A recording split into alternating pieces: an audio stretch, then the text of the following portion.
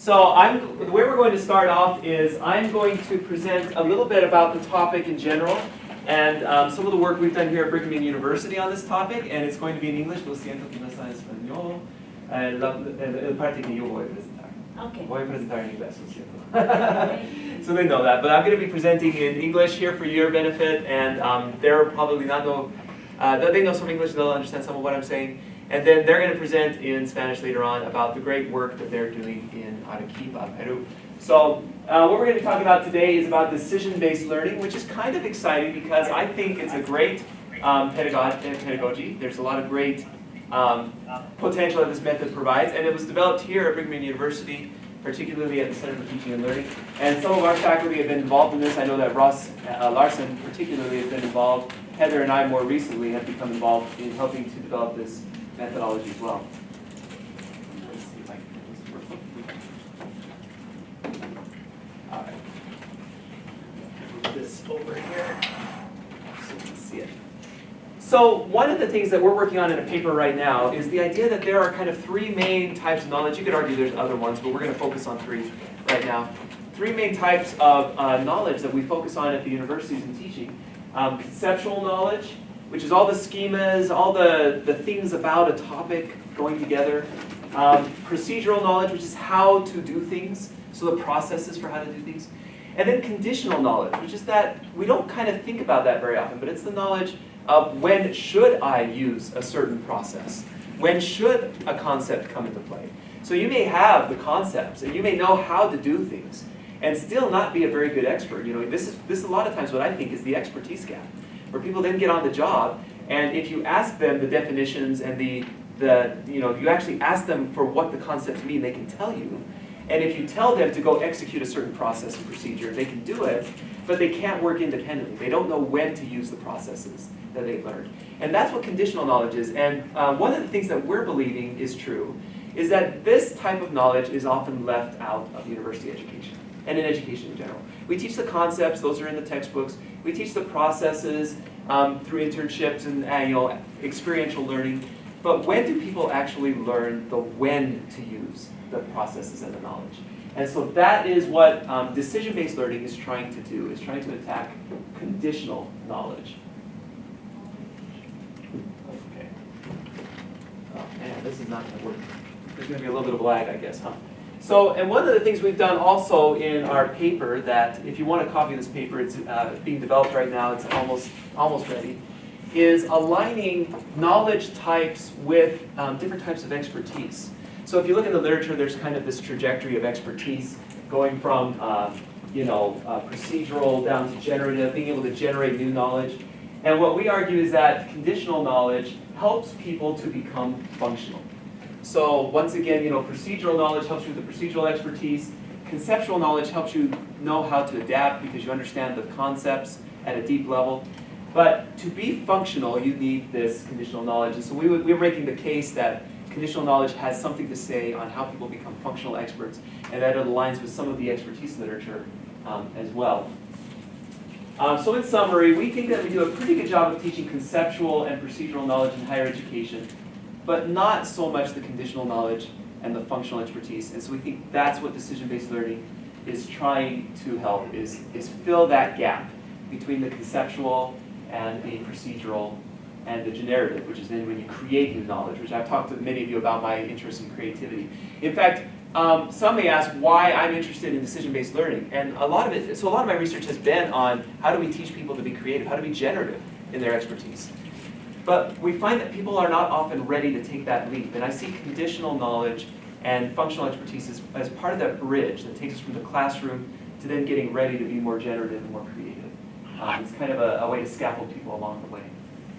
So what is decision-based learning? It's a theory about knowledge, about conditional knowledge. It's a pedagogy for how to teach. It's a strategy for teaching. And we're also going to be talking a little bit about a technology that is used to actually support this. And so I think this technology has been developed out of the CTL, and they'll probably show some examples about how to use the technology.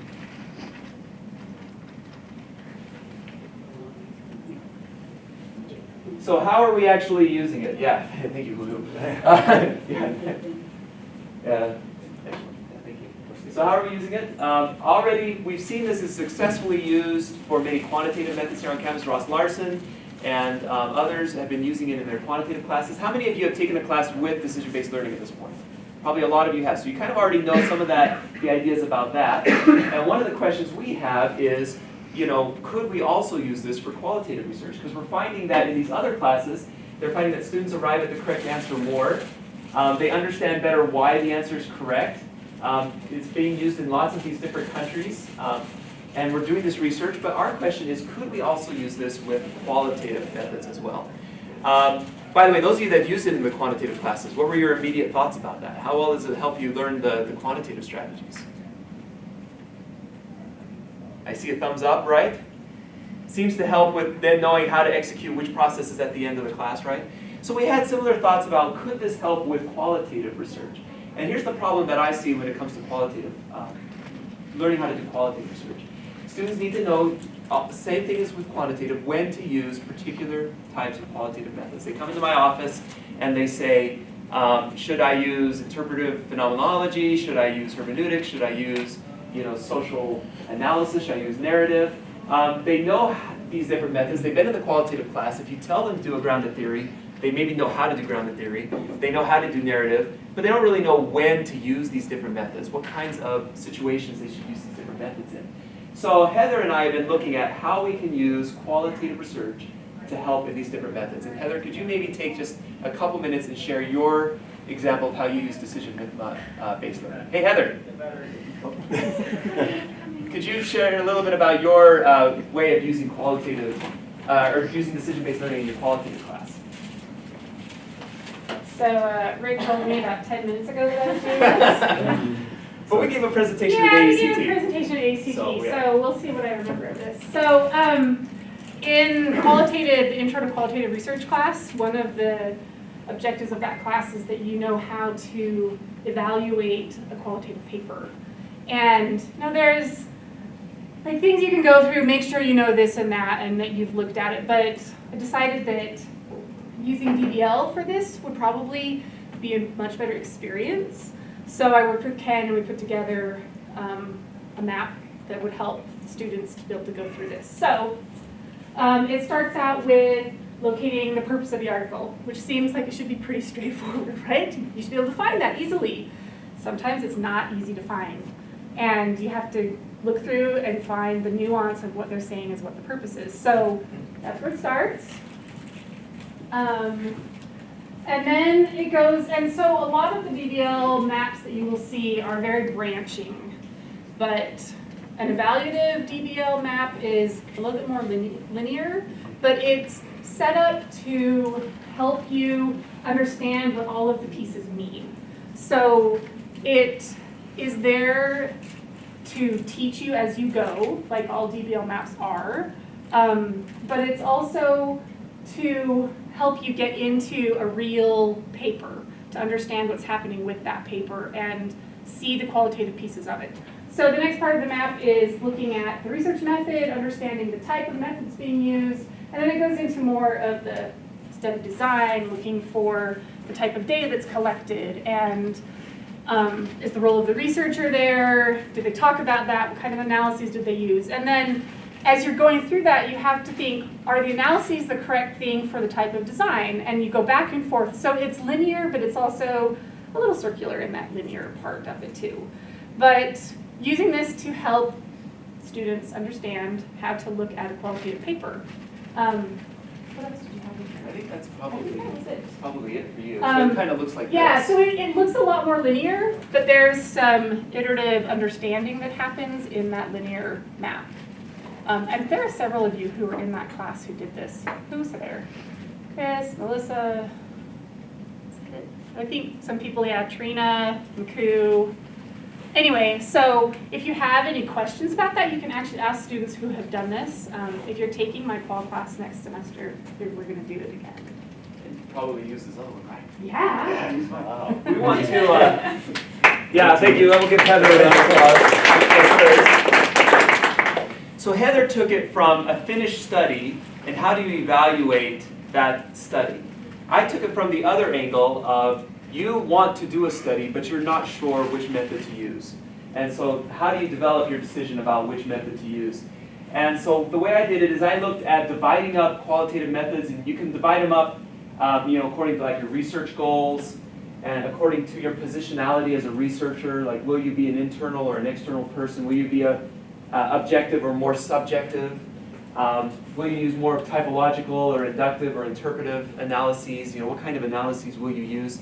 So I first made a list of these different ways to kind of break up qualitative methods, and then started putting it together in a model tree. And if you want to look at it, I don't have it in the DBL software. I have it in a mind mapping software. So you can look at that URL if you want to and look at the way I'm doing it. And I'm still putting it together. In fact, if someone wants to help me with it, I have a few holes that I could use some people to help me research ways to fill the holes here.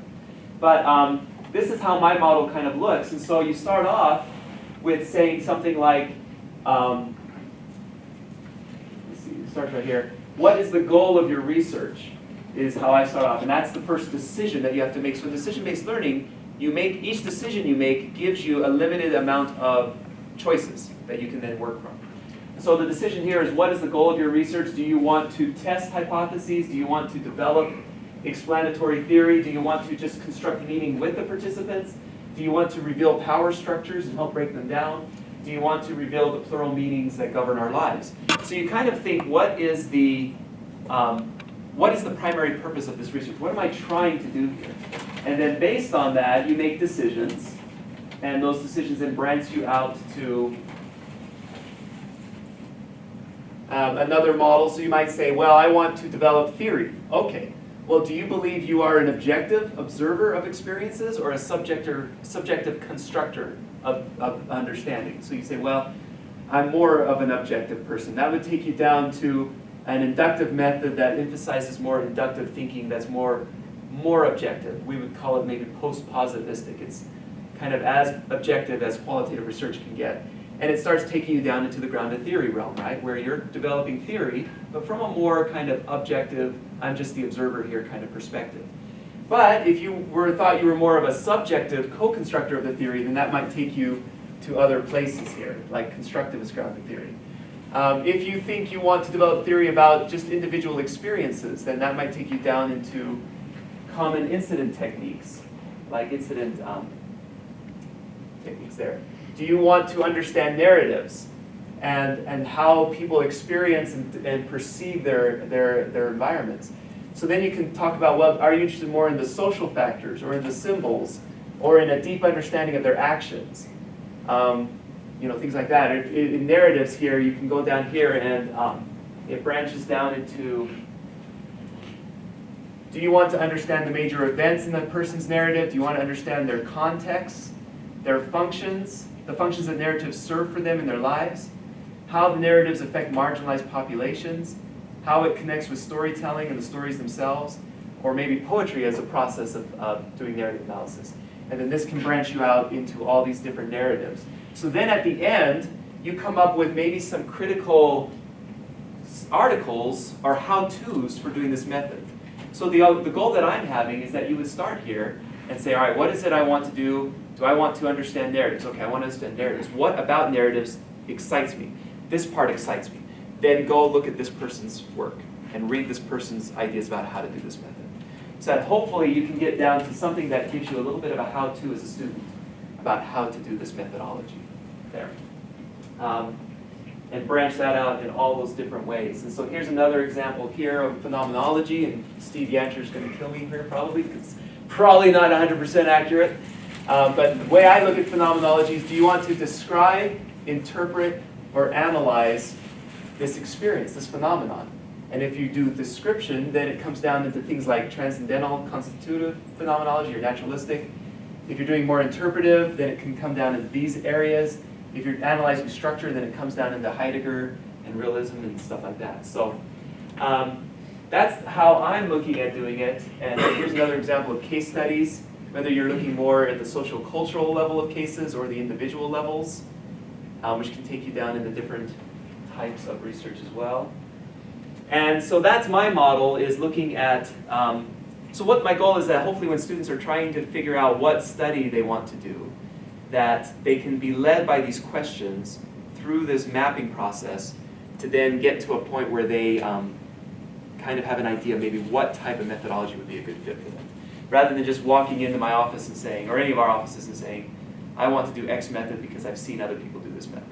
That you'll have an understanding of why this method is going to fit what you're trying to do. But this is something that we want to still collect research on. So this is how we've been doing DBL here in our department with quantitative and with some of the qualitative classes. And I've also been working with Jessica on some for our evaluation class. Do you have any questions at this point about the DBL method or how we're using it here at Brigham Young University?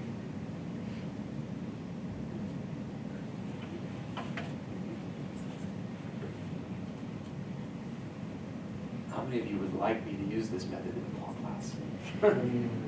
I think it would be helpful. Yeah. Okay, so what we'd like to do now is let some of these, let our Peruvian friends talk about how they're using it down in San Agustin. So let me tell you a little bit about San Agustin. About 27,000 students, so it is a major university down in Peru.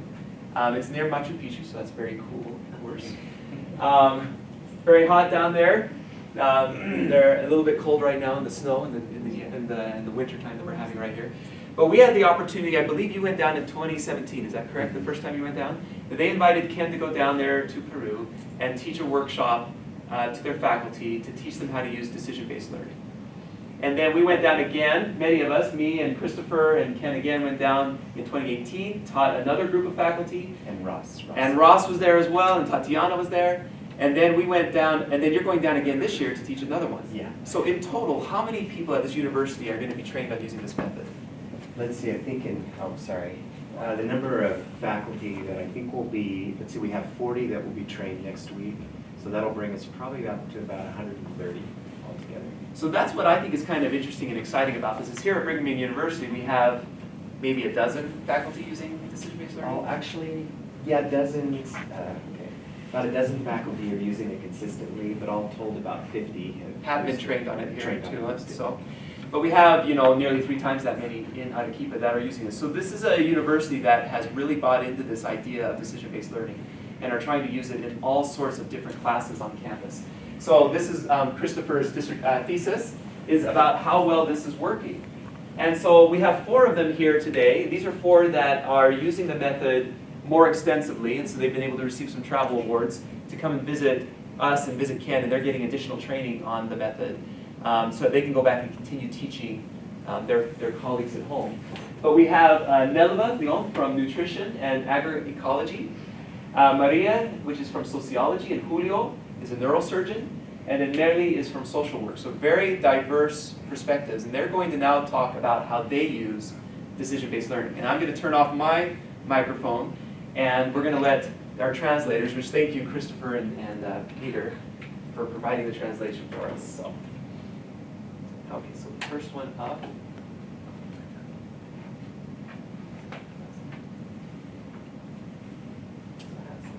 Who's this? El primero El primero? va a ser Julio. Va a ser Julio. Okay. Is this one Julio?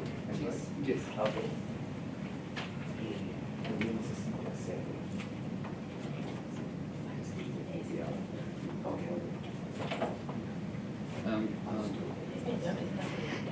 Good morning, my name is Julio.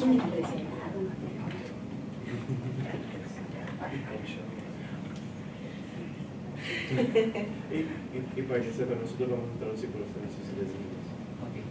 Pero por si quieren.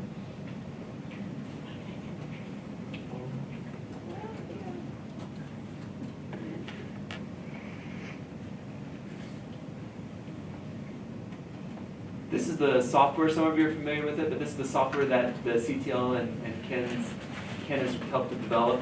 So we're going to show some of the work.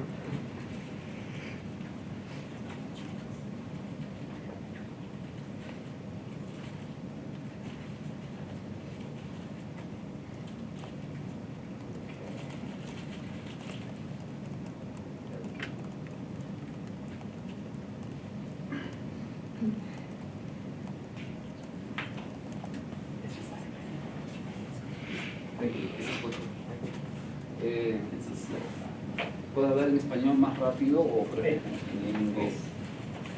¿Quieres hacer el intento en inglés? Okay, thank you. Hi everybody, my name is He's gonna Julio. speak, he needs a mic. You'll need a Okay. microphone. There you go. Thank you. Hi everybody, my name is Julio. I'm a neurosurgeon from Arequipa. I'm professor of this university and I received a capacitation of using DBL with Professor Ken Plummer. This is my team. There are neurologists. Next. And the topic I train to my students is subarachnoid hemorrhage. Just for introduce the topic with this schematic slide. We have subarachnoid hemorrhage represents 7% of this pathology.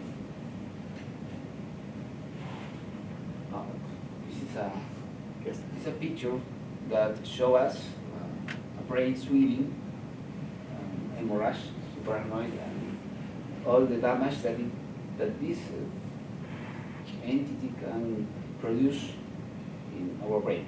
Next, please. And the importance of this pathology, the importance of this entity is recognize the principal signs and its mentioned with our students of the last year in the faculty. The first capital sign is sudden muscle headache. Next, please. Another sign capital is rigidez de nuca, like rotational meningeal sign. Please, next, please. Next. Another important sign is ptosis.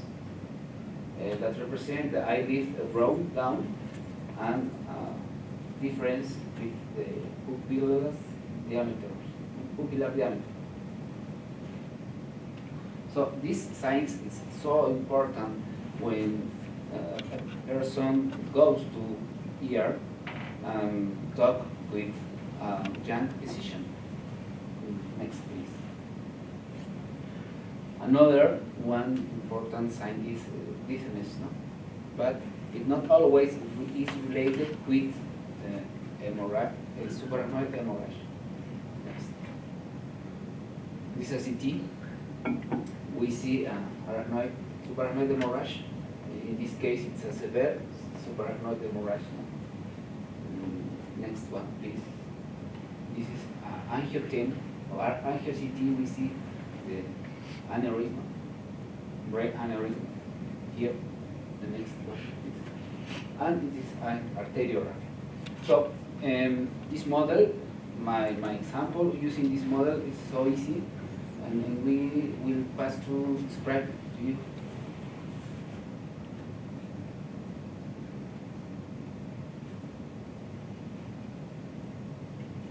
So I began with a clinic case. Sorry, it's not woman. It represents a woman who goes to ER with a sudden intense headache, with nausea and vomitus, ptosis, photophobia, and rigidez nucal. No? Entonces, the first time is make orient to the students to take a decision. Is this minor headache, or this is intense headache? No. And other times, many women, especially, say they have hemicranial headache, and then we almost always we associate with migraine. No? So we talk about a minor headache and intense headache. Minor headache is the ¿Está bien o no? migraine. No, leve. Leve. Minor headache will be best. No, will be better with analgésicos, pills, tablets, no, for pain. Entonces, it's okay, no problem. it's just a simple headache. But there is no, there is the most important here. Entonces es most intense headache. No, entonces how do I decide? I used a link with a slide share about it's talking about the resume of this illness, but we can get some information, but quickly for these items, no? And then I resume or I emphasize that there are three important or capital signs. That is rigidez de nuca, ptosis papillar, y confusión. Rigidez nucal, I don't know how to translate it. Yes. Stiff-neckedness. No, not Stiff-neckedness? Sorry. Familiar with that. Read your scriptures in the morning It's more than that. I can't. We're trying to figure out how to say it. But it's not a religious experience. Although it can feel like it. Lack of there is important sign that is ptosis. Ptosis is expression of third cranial nerve paralysis.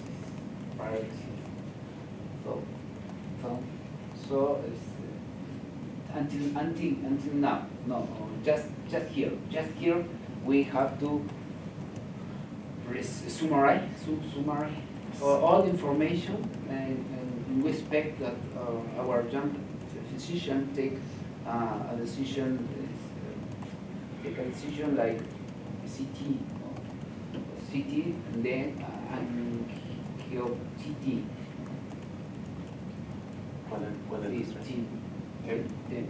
There's tomography, now CT or CAT scan. I showed you before a CAT scan of a subarachnoid hemorrhage. Then we add contrast, sustancia yodada, no? Yodide. This angio-CT. Angio-CT is more specific, and we see the aneurysm. I saw you before. We have angio-CT and confirm the suspect of hemorrhage, subarachnoid hemorrhage. We must to continue the study. We must continue studies in hospitalization or ICU. Okay. No. If it's positive angio-CT, immediately we hospitalize in ICU the patient. If angio-CT no, just go to common room. What is important in this model of decision since for this illness that reduces the information that our alums need to know and make it easier. This decision could be save lives under subdiagnostic that could be a great error, error. Reduce errors. This means we look at errors. It could reduce errors in the ER. No? Sorry, no. I'm taking to talk you English. Which not yet, but it's a goal to me. Thank you. Thank you.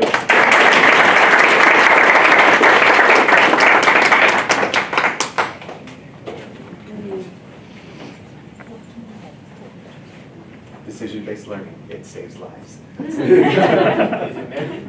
Yes. Okay. Okay. Thank you. ¿Quién va a ayudar? Porque Ok. no está funcionando muy bien. ¿Está funcionando bien? Algo, pero Tienes que acercarte a la computadora si quieres que funcione, sí. Ya. Ok. Okay, good morning. I am learning English. When we arrive here, I think it is my opportunity for practice English. But everyone speaks Spanish. I think in this moment is my opportunity. I speak English also, but it's my I like it. We from Arequipa, Peru. There are pictures. This is Arequipa, white city. This is my volcano. Volcano. These pictures is a typical food, delicious food, typical dance. Okay. What happened? Yo creo que Okay, sigue. it's not- Yeah. Okay. Next. Thank you. We come, this is my university, San Agustín de Arequipa University, our home. Okay, I am social assistant. There are my college. Okay. Colleagues? Okay, next please. The College of Social Work. Social work. My college of social work. My experience with this methodology, DDL, was very important for teacher because other colleges don't use this method. In my experience, it's very good because I want my students think, analyze, student make good decisions in your practice than professional, future professionals. Next, please. This is one course. The name of the course is Social Politics, right?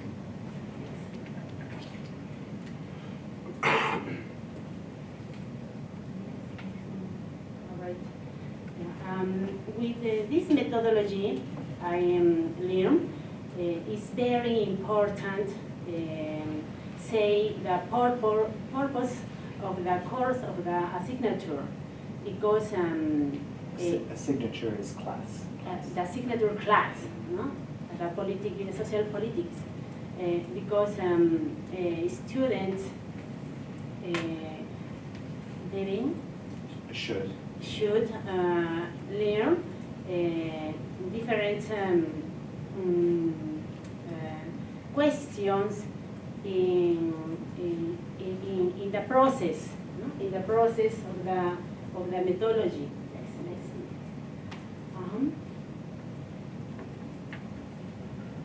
This experience for me was very interesting. The students first, oh my God, it's very difficult for us, say. But how teachers, not problem, help us, because this process is very important in the future. This methodology help for things good. This is that's all. Okay. Very good.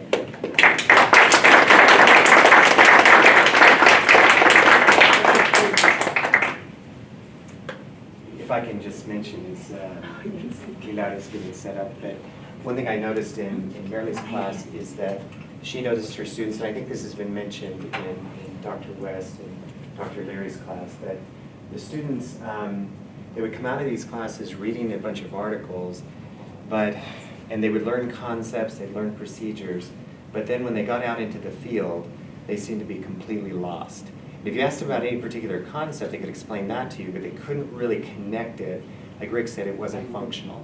So what Marily's found was that the students began to think more critically as she began to help them work through these decision models. And so that's something that really impressed me with her work. Good morning. I don't know speak English. Excuse me. I do speak English. Okay. Nosotros trabajamos un diplomado gracias a la doctora Nelva y es un diplomado donde aprendemos en el módulo 3 justamente metodología en enseñanza-aprendizaje basado en decisiones. So, sorry with that translation. Oh, They are doing it already. oh, they're doing it. Yeah, the translation. Can they all hear it over there? They can hear, Yeah. they're all listening in headphones. Oh my goodness. And diplomado is a minor in teaching. Just, Yeah. We did a minor in teaching.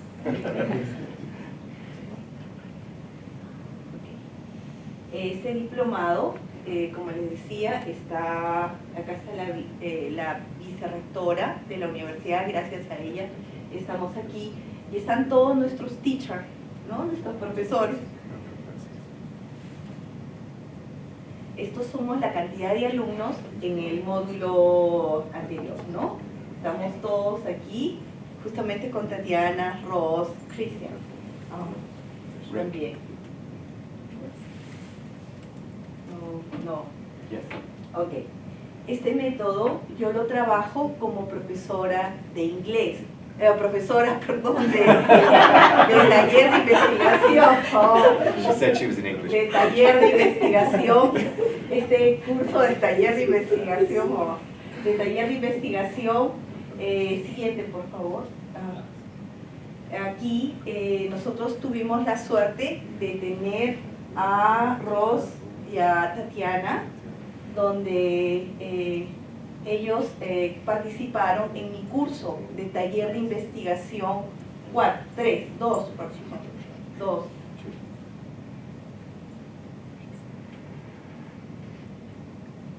El propósito es que al final de este curso, les digo a los alumnos, ustedes podrán desarrollar y presentar tamaño de muestra con rigurosidad científica en la investigación social. Vamos a esperar un momento. Okay.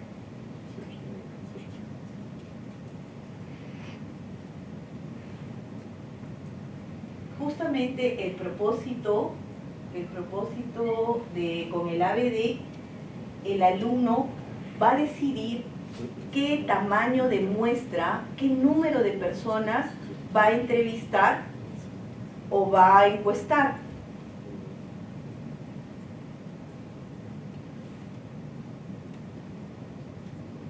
Este curso de tercer año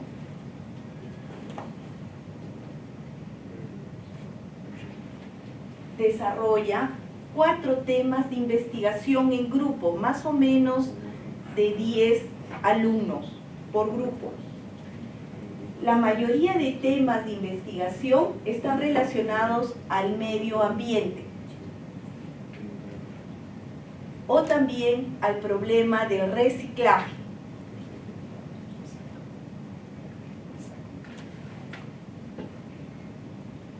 Por ejemplo, yo les pregunto a los jóvenes que están haciendo su investigación, ¿qué diferencia hay buscar el tamaño de muestra si es una investigación cuantitativa o cualitativa?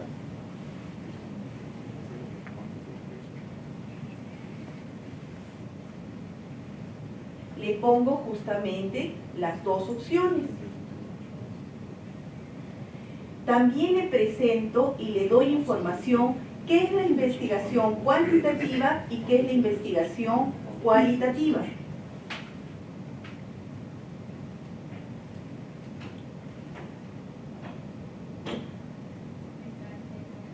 Entonces, de estos cuatro temas, yo le pregunto al joven y le digo, ¿no? Le pregunto al joven, ¿tu investigación es cualitativa o es cuantitativa? ¿Por qué? Y así sucesivamente los jóvenes,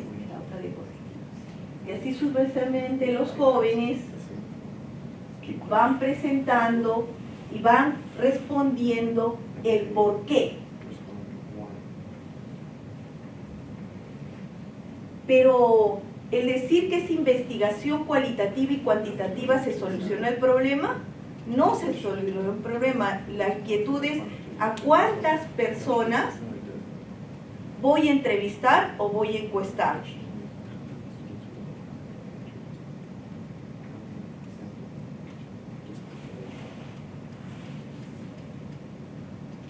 Entonces, yo le digo a los jóvenes, si es una investigación cualitativa, si su población es pequeña, el tamaño de muestra será todo. En cambio, si su investigación cualitativa es grande, el tamaño de muestra no necesariamente no probabilística. Es un estudio de casos. En cambio, si es cuantitativa, le decimos lo siguiente: si la población es pequeña, el tamaño de muestra, ni modo, es todo. Si la población es grande, el tamaño de muestra necesariamente hay que hacerlo probabilísticamente. Entonces, el problema no es lo cualitativo, sino lo cuantitativo. Y yo trabajo 11 fórmulas.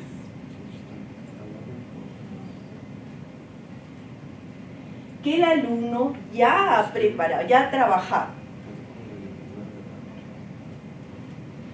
Entonces, gracias a este método maravilloso, el alumno escogerá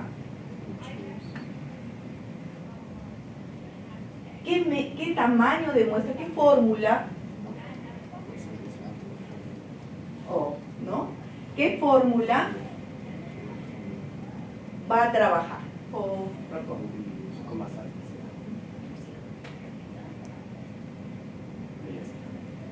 ¿Qué fórmula va a trabajar? Entonces, lo importante del método para mí como profesora de metodología de la investigación, I don't know inglés, es que justamente el alumno elige, decide, si yo tengo una muestra, todas son correctas, todas las fórmulas son correctas, pero ¿cuál es la más conveniente para la investigación? Muchas gracias.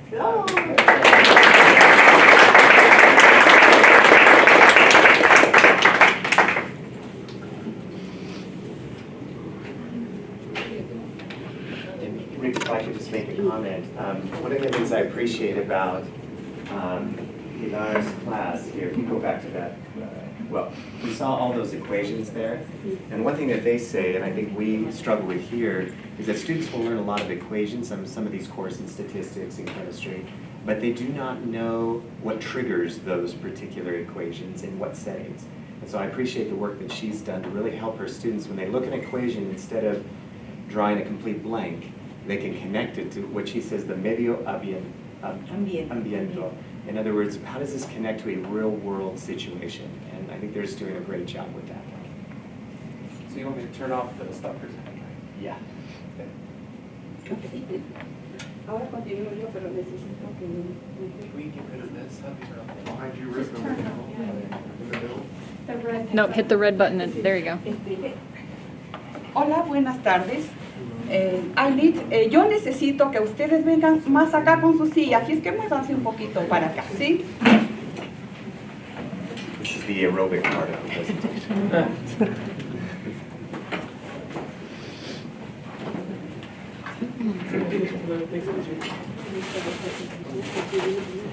We have to get really cozy for this to work.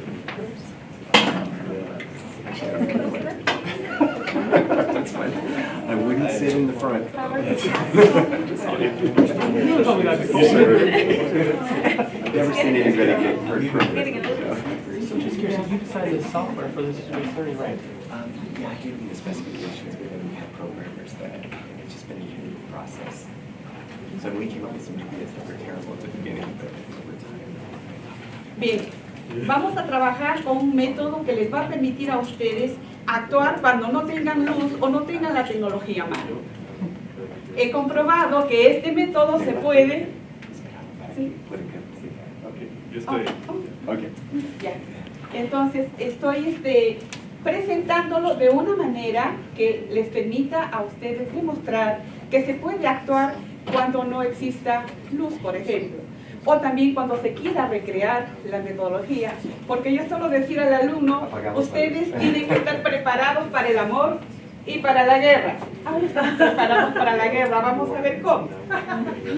Primero tengo que decir que traigo el saludo muy amical de mis autoridades universitarias, el rector Roel y la vicerrectora académica, que gracias a ellos nosotros hemos podido trabajar con el equipo de Ken. Ken para nosotros es el mentor en este trabajo y le agradecemos bastante. Ahora vamos a empezar. Un poquito más despacio. Más lento. Un poco más lento. Ay, un poquito. Un poquitito.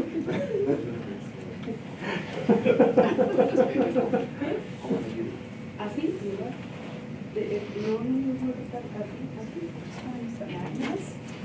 So we have magnets. Oh.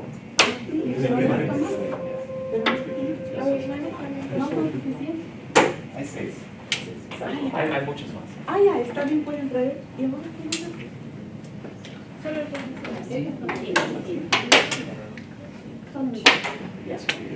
pero necesito cortarlos.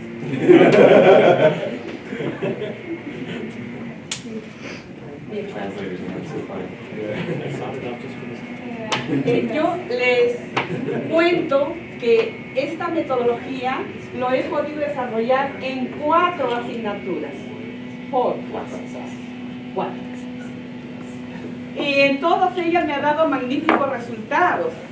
Incluso hay evidencias de los alumnos cuando al finalizar la clase se ha logrado el propósito que en un inicio el docente presenta.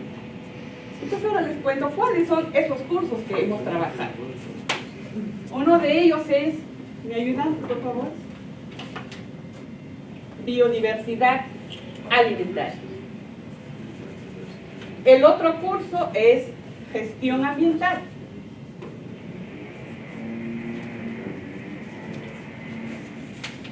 Otra asignatura, ¿qué dice acá? Eso, muy bien, crecimiento y desarrollo. Acá.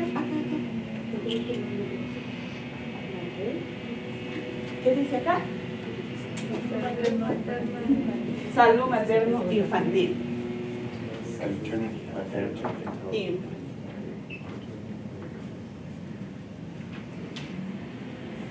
Y aparte, en cursos de réplica que hemos desarrollado a profesores, porque era necesario masificar un poco la experiencia de esta metodología. Mis compañeros ya les han hablado de todo el procedimiento, desde que uno presente el tema, que es donde ubicamos el propósito, hasta el final, cuando ya alcanzamos el propósito. Entonces yo ahora solamente les cuento la experiencia de aplicación.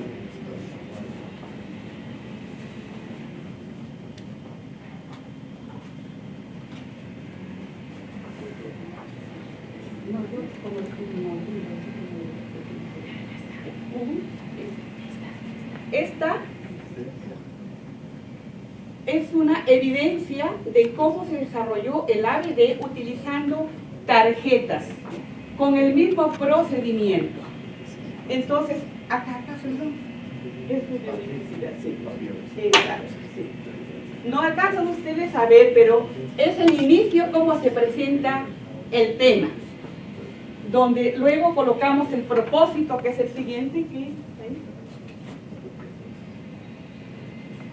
y se reciben o se dan las instrucciones necesarias.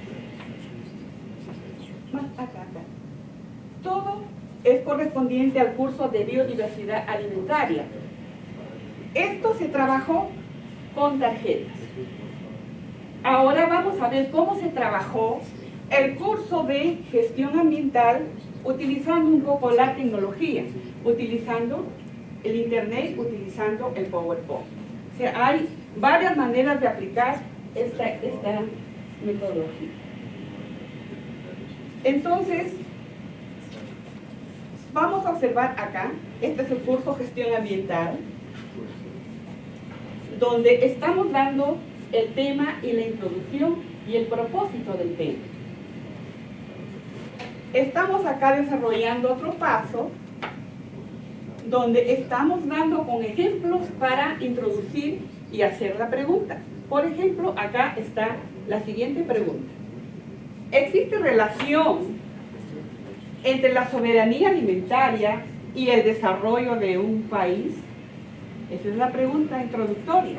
Entonces luego los alumnos pueden decidir si es sí o es no, pero previamente se les da la información necesaria, o también lo que es muy importante, se parte del conocimiento del alumno, porque yo como docente no lo sé todo.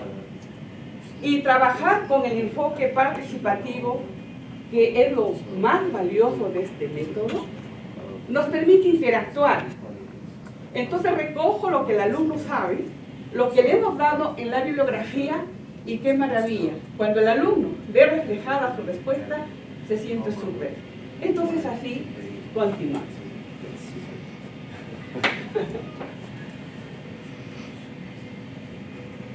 También les traigo las evidencias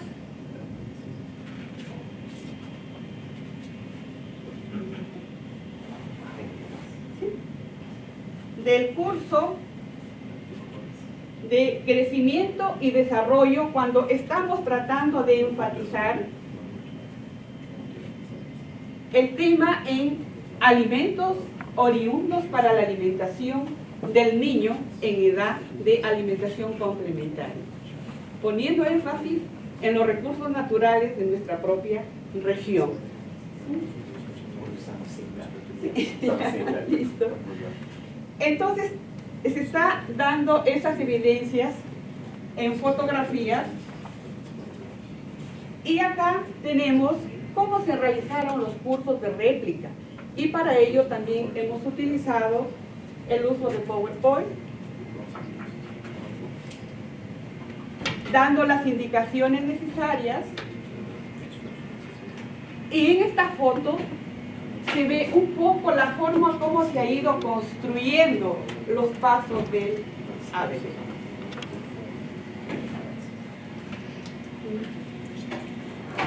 Nelva, un minuto más. Ok, listo. Entonces, para terminar, seguimos trabajando con este tema de salud materno-infantil. Y ahí están ya desarrollados todos los pasos, pero con tarjeta. ¿Qué nos ha permitido trabajar esto?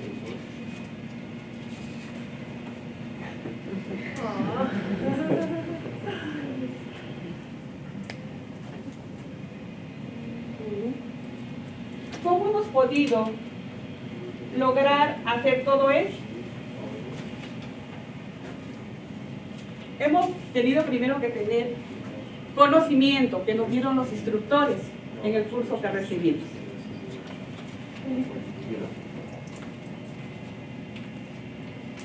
Perseverancia.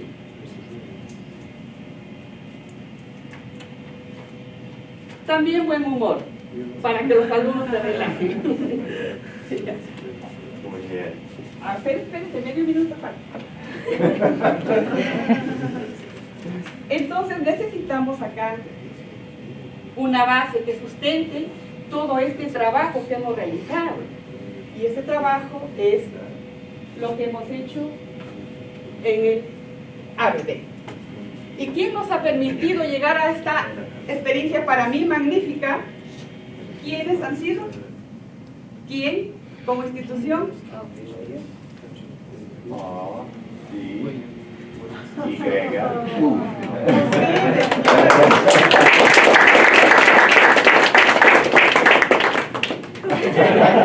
Y nosotros nos sentimos muy felices porque estamos aplicando este método y les motivamos a que lo hagan porque genera mucha interacción alumno-docente. Entonces ustedes son protagonistas de su propio cambio. Gracias. Muy bien. Gracias. Thank you. Sorry we went a little bit over time, and that was totally my fault. I talked too much at the beginning. I should have given more time to my colleagues from Peru. So thank you for them. If you do have questions, and during lunch, they'd be happy to talk to you about it, about their experiences using the method, and what kind of impacts they've seen on their students. So thank you. Thanks so much.